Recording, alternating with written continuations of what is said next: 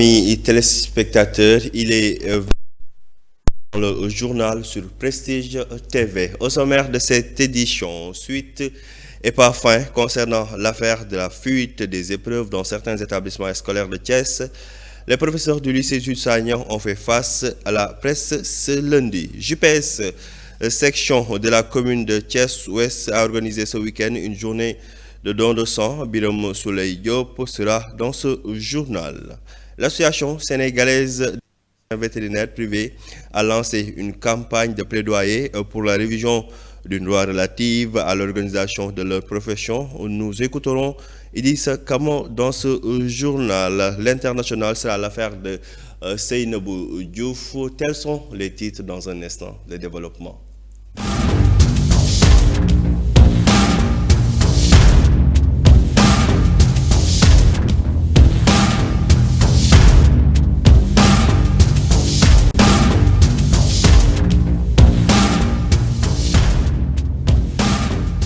Comme annoncé dans les titres, la polémique concernant la fuite des épreuves dans certains établissements scolaires de Thiès est loin de connaître son épilogue. Ce lundi matin, les professeurs du lycée Jules Sagnan ont fait face à la presse pour se laver les mains. Selon M. Sambe, professeur de philosophie, l'enquête doit suivre son cours et que les responsabilités soient situées. Nous l'écoutons au micro de Moustapha Mbaye et de Ousmane Diallo.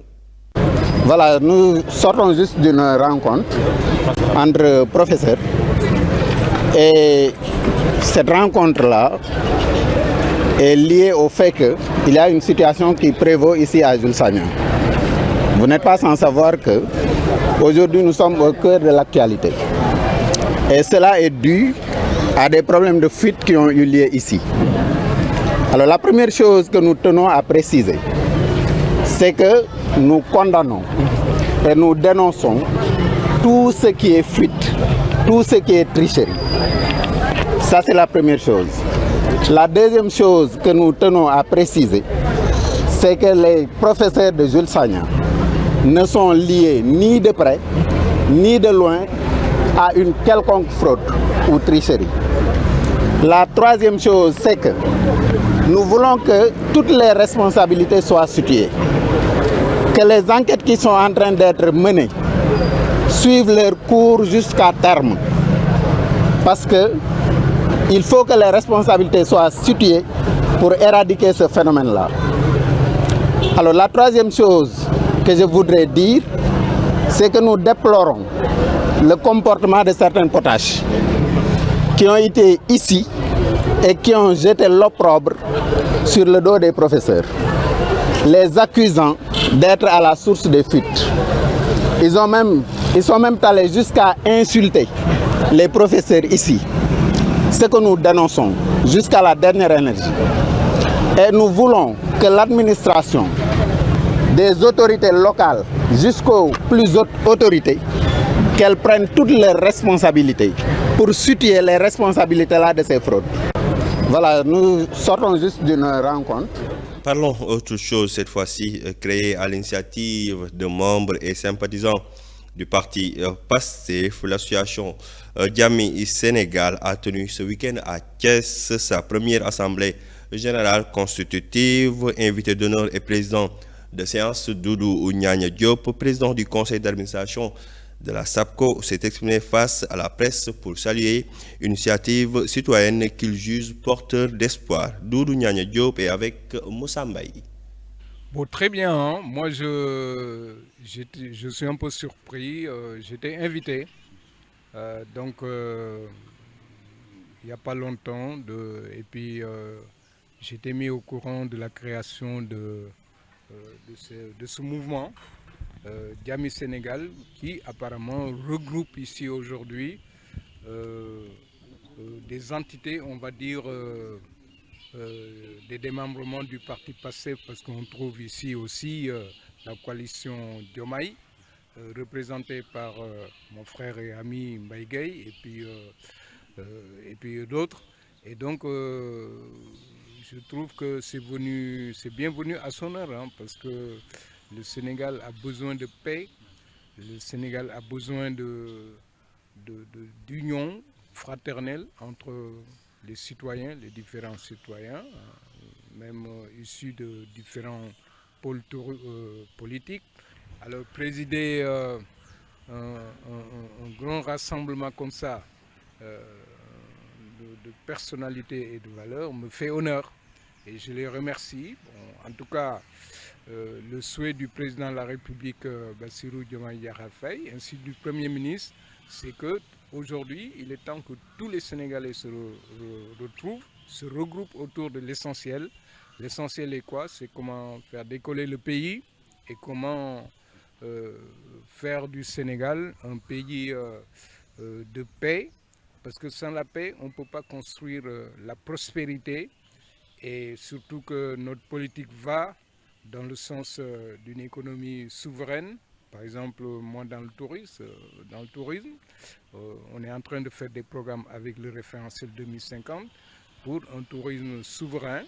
Et donc, c'est venu au bon moment que tout le monde ici, avec différentes spécialités, compétences, se retrouve autour du développement. Alors maintenant, dans la commune Thiès Est, le mouvement Progrès dirigé par Djibril Ba a tenu une conférence religieuse à Diamaguène à Thiès pour aborder des enjeux majeurs autour de l'éducation islamique, du capital humain et de la gouvernance au Sénégal.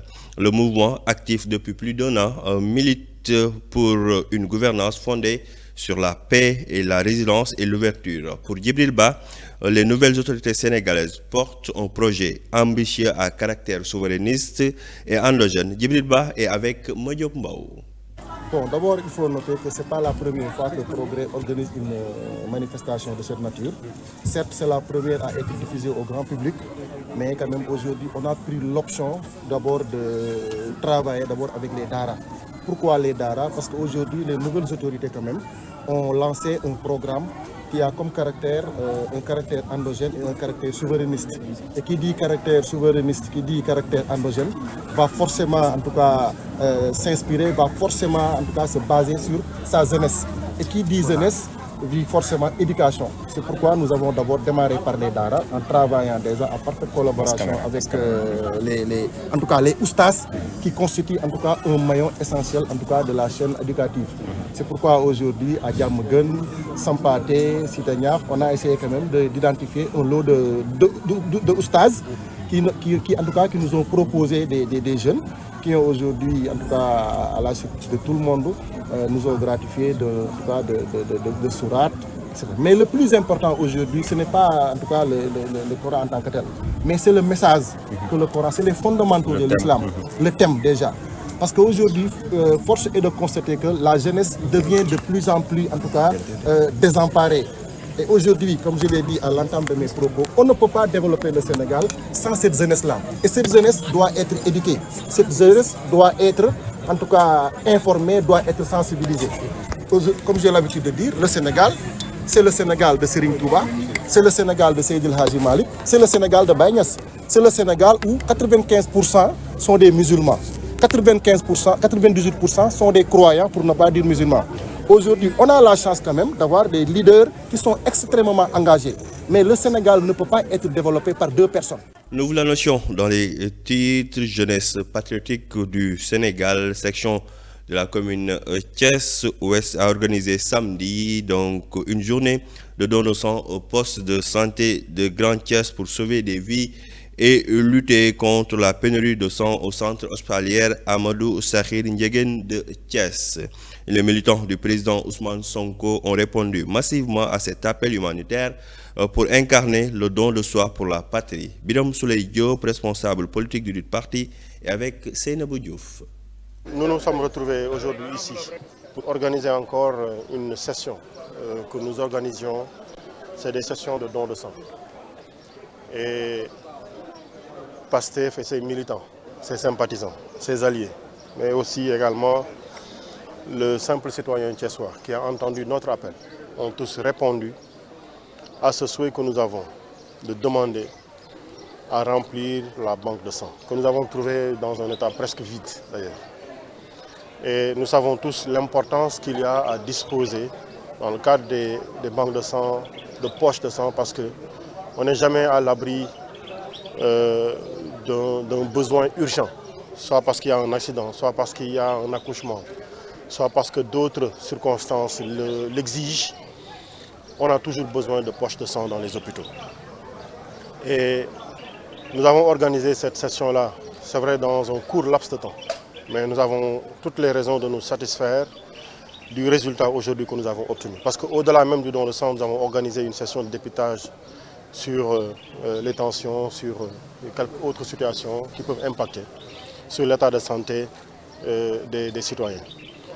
Et c'est le lieu encore pour nous, c'est l'occasion de remercier l'ensemble des coordinateurs communaux qui ont fait le déplacement, qui sont venus. Bon, il y en a encore qui n'ont pas encore fait le don de sang comme Ibrahim Sen, mais on l'a à l'œil, donc il va aller le faire. Mais quand même, ils ont été présents, ils ont tous été présents. Nous félicitons l'organisation avec notre sœur, Madame le maire, Madame Ndiaye, qui a de main de maître, parce que depuis des années qu'on organise ça, c'est elle qui est en première ligne, et elle a encore réussi. C'est l'occasion encore pour féliciter tout le comité d'organisation. Féliciter la JPS aussi pour sa présence. Restons dans le secteur de la santé, mais cette fois-ci la santé animale. L'association sénégalaise des techniciens vétérinaires privés a lancé samedi à Thiès une campagne de plaidoyer pour la révision de la loi numéro 2008-07 du 24 janvier 2008 relative à l'organisation de leur profession. Idrissa Kamara, président de l'association, a également évoqué la loi numéro 2023-06 adoptée en juin 2023 sur la pharmacie et les médicaments en général qui autorise selon lui aussi bien les docteurs vétérinaires que les docteurs en pharmacie. Idrissa Kamara, que nous écoutons.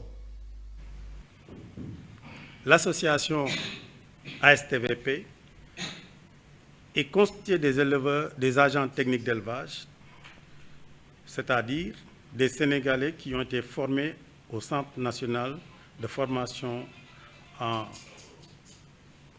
de Saint-Louis, CNFTIA, et à l'École nationale des cadres ruraux de Bambey, devenue aujourd'hui ISFAR.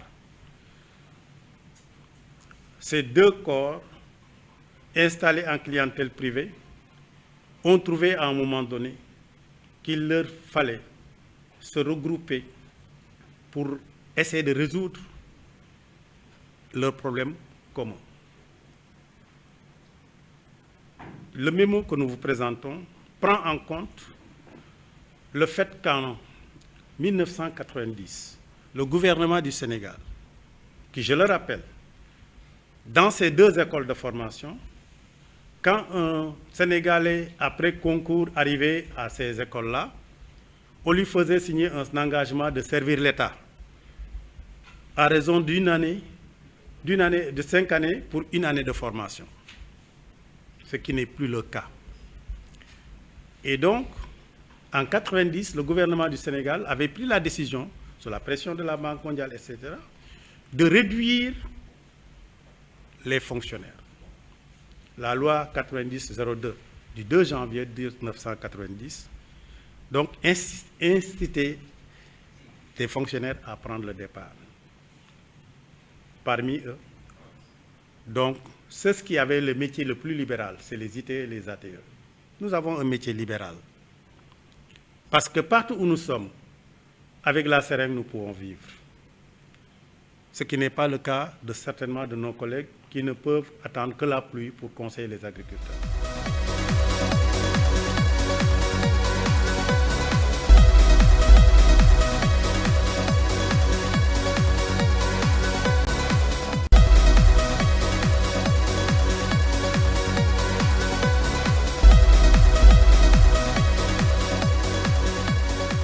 Vous l'aurez compris, nous sommes actuellement sur la page internationale qui sera l'affaire de Seynabou Diouf. Pour cette page internationale, démarrons au Gabon. C'est décidé, le président Brice Oligui Nguema va créer son propre parti 2 mois et demi après avoir remporté haut la main la présidentielle du 12 avril à laquelle il s'était présenté en candidat indépendant. Le général qui a troqué son treillis militaire pour le costard cravate de rigueur en politique invite les Gabonais à se rendre au palais des sports de Libreville samedi 28 juin pour le lancement officiel de sa formation dont le nom n'a pas encore été dévoilé. Le nord du Bénin a été le théâtre ces dernières semaines de plusieurs attaques de groupes armés contre des commissariats, là où les précédentes ciblaient des positions avancées de l'armée. Ils sont les premières cibles, souligne le docteur Abdelaziz Moussi, spécialiste des questions liées à la radicalisation et à l'extrémisme violent. Les commissariats sont moins dotés en personnel, moins équipés, moins aguerris en termes de formation, décrypte cet enseignant à l'université de Pakaro. Terminons ce tour d'horizon avec les bombardements américains qui ont visé 3 sites nucléaires iraniens dans la nuit du samedi 21 au dimanche 22 juin. Israël a frappé lundi Téhéran avec une force sans précédent et frappé de nouveau le site nucléaire de Fordo. De son côté, la République islamique a menacé Washington de lourdes conséquences après l'opération de ce week-end. L'Iran a menacé lundi 23 juin les États-Unis de lourdes conséquences après les frappes américaines contre des sites nucléaires iraniens dimanche, alors que dans la matinée, la République islamique a également tiré plusieurs salves de missiles sur Israël. Et voilà, ça n'est tout pour les actualités hors du pays. Merci beaucoup. C'était l'élément de Oulimata Fall qui met fin à cette édition. Merci beaucoup de l'avoir suivi. Tout à l'heure, la version Wolof. Quant à moi, je vous donne rendez-vous demain, s'il plaît à Dieu. Merci beaucoup.